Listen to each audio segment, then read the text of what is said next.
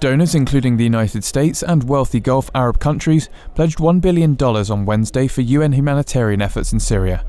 Kuwait's Emir, Sheikh Sabah al-Ahmed al-Sabah, promised $500 million in fresh assistance, while the United States announced a contribution of $380 million. Qatar and Saudi Arabia pledged $60 million each. The promises were announced at an international donor conference in Kuwait, intended to help the United Nations reach a $6.5 billion aid target for the crisis in 2014.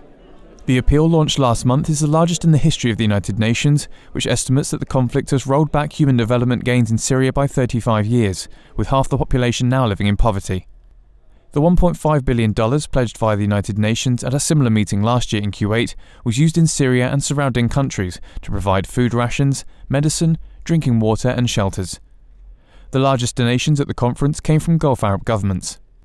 The UN Secretary-General Ban Ki-moon, who is chairing the Kuwait conference, said the fighting has set back Syria years, even decades. Ban has previously expressed regret that not all the promised donations have been received from the last meeting, with 20 to 30% still lacking. The UN's World Food Programme said on Tuesday it had delivered rations to a record 3.8 million people in Syria in December, but civilians in eastern provinces and besieged towns near the capital remain out of reach. The WFP says it needs to raise $35 million every week to meet the food needs of people both inside Syria and in neighbouring countries.